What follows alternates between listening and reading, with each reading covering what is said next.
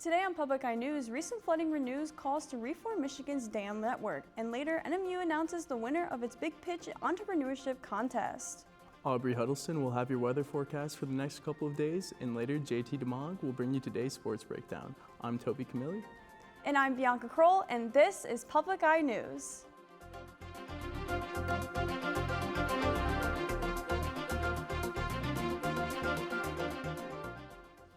As water is receding from Michigan's latest dam failure crisis, Michigan leaders are looking to change this problem in the future. The State House is expected to take up a bill that would strengthen the floor control standards in Michigan dams. It would require greater assurance so that owners can afford to maintain expensive structures, increase inspection frequency, and require federal regulators to coordinate with their state counterparts on dam safety. This bill is a second attempt to reform the first proposed one after the 2020 Edenville Dam failure. Lawmakers had vowed to enact the proposals but never did. Former Eagle Director and Dam Safety Task Force member Lisa Clark said that Michigan's dam crisis is predictable as this becomes more common with climate change. Crews are on site 24/7 keeping an eye on the Sheboygan Dam and seek to have it repaired with the new bill to come in. And going along the stream, Michigan has been cleared of liability after the disastrous 2020 dam failure. This crisis flooded communities, destroyed more than 100 homes, and drained a popular lake. Court of Claims Judge James Redford had acknowledged the everlasting damages from the Edenville Dam failure.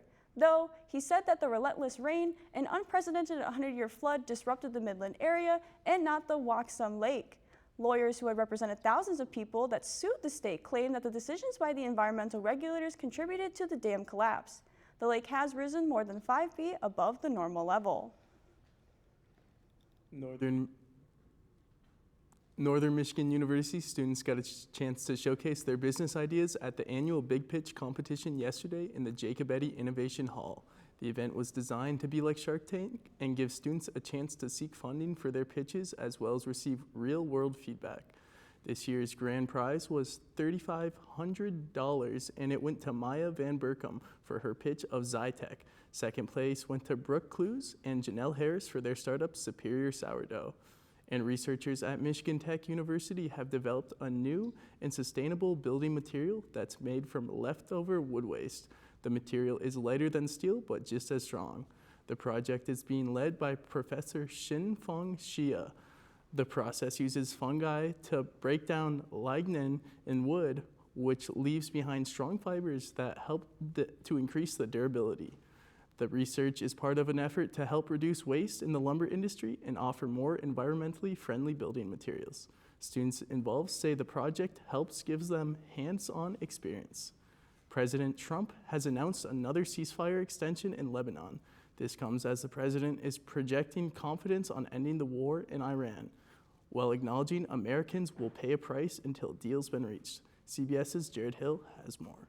That I mentioned, but I don't want to rush myself. President Trump says he is not under pressure to strike a deal with Iran, now nearly 8 weeks into the war. If I left right now, we had a tremendous success. It would take them 20 years to rebuild, but I don't want to do that. Negotiations have hit a standstill during the now indefinitely extended ceasefire. The Strait of Hormuz, a sticking point. Every ship that the U.S. believes meets our criteria, either Iranian ships or to and from Iranian ports, has been turned around. As of this morning, 34 total. Iran releasing video of forces seizing vessels in the critical waterway, as President Trump insists the U.S. has full control of the strait and that the U.S. military blockade remains. On social media Thursday, Trump ordered the Navy to shoot and kill any boat that is putting mines in the waters of the Strait of Hormuz. If they don't get their oil moving, their whole oil infrastructure is going to explode. The war with Iran is proving unpopular with Americans. New polling shows 68% disapprove of the way Trump has handled the war and the economy. Gas now up more than $4 a gallon on average. If you need more time, does that mean Americans should anticipate spending more on gasoline for the foreseeable future? For a little while. And you know what they get? How long? You know what they get for that? Iran without a nuclear weapon. Most congressional Democrats are pushing for an end to the conflict. It is costly, not just in money, not just in lives, it is costly to the reputation of the United States. Some arguing Iran has more leverage now. Jared Hill, CBS News. And don't touch that dial. We'll be back with your weather and statewide news after this break. Quiero lanzar la primera línea prêt-à-porter de Velvet. La colección de Ana no debe salir adelante. La guerra acaba de comenzar.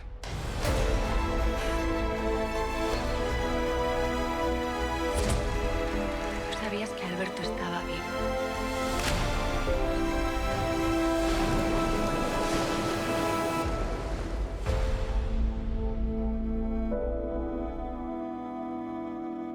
Welcome back to Public Eye News. Today I'll be leading you through today's weather report. Starting off with a look at our roof cam, you can see that there's a little bit of action happening down in the Academic Mall on the newly green grass. It's a cloudy day to get outside, but still a pretty one. Now looking into our current temperatures throughout the UP, starting in Houghton, where it's 41 degrees and cloudy, and those clouds kind of continue throughout most of the Upper Peninsula, but there is a little bit of sun peeking out in Ironwood. In Iron Mountain, it is 52, same in Menominee. And then going towards the other side of our map in Escanaba, it's 47. Manistee, 45 degrees. And then finally, when we hit the Sioux, there's a little bit of rain, but it's still pretty warm at 53. And back in our lovely Marquette, it is 45 degrees and cloudy. Taking a closer look into those conditions, we have winds coming out of the north at 2 miles per hour and a barometric pressure of 29.72 inches and rising. And now looking into tonight's conditions, the clouds will continue and we'll have a low of 38 degrees. Winds gonna pick up a little bit, coming up still from the north at 7 miles per hour, and our moon phase is a waxing crescent. Now looking into tomorrow, still quite a few clouds, but the high will be 48 degrees with a low of 37, and the winds will be about the same, coming from the north between 5 and 10 miles per hour. And now looking into the later half of the weekend and into the beginning of next week, the sun will come back again with some mostly sunny skies on Sunday with a high of 54 and a low of 41. On Monday, it'll get a little bit warmer with a high of 59 and a low of 44, but that rain will be back on Tuesday with a high of 49 and a low of 35. Now that's all for today's weather. Back to the desk. Well, thank you, Aubrey, for that weather update. And you know what they say, April showers bring May flowers. Now moving on to our statewide news, Ypsilanti's water system is going to turn off the tap for data centers. The Ypsilanti Community Utilities Authority, or UCUA, approved a 12-month moratorium. Ypsilanti Township, the community where a $1 billion University of Michigan data center is planned and was voted on last week.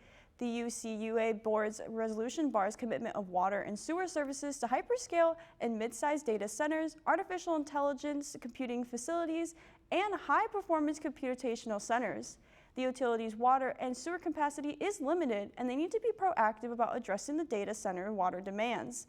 In August, the Township Board passed a resolution calling for U of M and Los Alamos to relocate the data center project near West Willow. And in Muskegon County, 2 school districts are competing for a sparkling trophy. Though this trophy is not for sports, it's for student attendance. The winner will get a trophy, bragging rights, and a special celebration for students with 5 or fewer absences. This competition is one of the several efforts across the state to bring up student attendance. This Show Up Challenge runs from October through April, and officials are hoping to see lower absentee rates. A group of 5 intermediate school districts are campaigning to urge students to miss fewer than 5 days of school. This is public information to help parents and students understand when children are considered too sick to attend school. Assistant Professor of Education at the University of Michigan, Jeremy Singer, said that he is urging state leaders to look into possible other factors of attendance of students. And it's hard to enjoy being at the hospital, but one group is trying to make the experience a more pleasant using the power of music. CBS Michael George shows us how. When the night has come. You'd be forgiven for mistaking this for a concert hall or church, but this sing-along is actually happening in the middle of a hospital. And it struck a chord with patients and their families. It hit me from the door, man. It was wonderful. This piano is set up in the atrium of New York City Health and Hospitals, Queens, where patients wait to see their doctor, and its placement is strategic. What happens at the hospitals, people are very stressed. The staff are stressed, the patients are stressed, the family members are stressed. The music works to treat those symptoms. People slow down, they pause, they smile, They've actually told me, thank you for changing the course of my day. You've made such a difference. The pianos come from Sing for Hope, a nonprofit providing music to communities. Sometimes they bring in professional musicians, but today it's regular doctors and nurses joining in the sing-along. It won't be long. Sing for Hope co-founder Monica Eunice says they found music has a healing effect, not just for patients, but for hospital staff as well. It reduces cortisol, it gives us a sense of humanity, it reduces staff burnout, all the things that all hospitals really need to be doing. I think it's fantastic. The piano pulled in Calvin Robinson, who came for a prescription. Much better. I don't need the medication today. A simple idea bringing music to the ears where you don't usually find it. Michael George, CBS News, New York. Sports report after this short break. Stay tuned.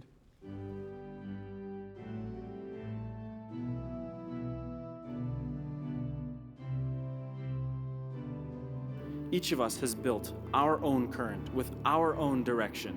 And while our wakes may drift apart after today, they all started in the same place, in the waters of Northern Michigan University. Watch Northern Michigan University's 2026 Spring Commencement, Saturday, May 2nd at 10:30 a.m. here on WNMU TV. Welcome back to Public Eye News. I'm JT DeMog, here to bring you today's sports action. Starting things off on the gridiron, where the first round of the NFL Draft began in Pittsburgh last night. A night that was full of stories saw Heisman-winning national champion quarterback Fernando Mendoza picked first overall to the Las Vegas Raiders. Texas Tech edge rusher David Bailey was picked second overall to the New York Jets, while running back Jeremiah Love was selected by Arizona to round out the top three. Detroit got Clemson offensive tackle Blake Miller at pick 17. The Green Bay Packers did not hold a first-round pick in this one due to a trade that sent Micah Parsons to Green Bay. In a night where dreams are made, it's always cool to see the emotion surrounding the NFL Draft. And now moving over to the Diamond, where the Detroit Tigers were victorious in a 3-game series over the Milwaukee Brewers. A start day for Tarek Skubal got off hot early, retiring the first 11 batters. It would then get rocky for Scoob as he finished the game with 4 earned runs, 7 hits, and only 5 strikeouts. Detroit got to scoring early off of a Riley Green slam in the first inning. Detroit was up 3-1 in the 7th when Milwaukee found some spark, piecing together a few extra base hits to take the lead 4-3. Jahmai Jones reclaimed the lead for Detroit, launching a baseball into the seats to tie it at 4. Spencer Torkelson sent things home in the bottom of the 9th, smoking a line drive over the bullpen wall on a walk-off torque bomb. The Tigers are 10-2 at home this season and are on the road this weekend in Cincinnati. Now ending things off on the track, where the Northern Michigan track and field team competes at the St. Norbert Invite. The track and field teams first returned to the Midwest after a successful weekend in California against some of the nation's top talent. This will be the team's final meet before the GLIAC Championships, and events will start at 10:30 Saturday morning. Last weekend in California, Danielle Lund stole the spotlight, winning the shot put with a school record throw of 13.69 meters. Strong distance showings followed, with Sophia Potter placing 6th in the 10,000 meter and Lamar Gordon just missing the school record in the 1,500. The Cats look to build off this momentum and make some statements going into the GLIAC Championship. And for my last time, back to the desk. Thank you for that sports update, JT. What a great way to end the year at Public Eye News. A huge thank you in order to all the professors and great staff at Public Eye News, and especially you viewers. Yeah, and thank you to everybody here at WNMU TV and everyone involved in Public Eye News. Shout out Mom and Dad. Thank you to Dr. Aaron Kolwitz and the NMU Arts Chorale and just the whole entire music department over there. They're all fantastic. Thank you to the NMU campus department. Well, that's all the time we have for today. I'm Toby Camilli. And I'm Bianca Kroll, and this has been a great season at Public Eye News.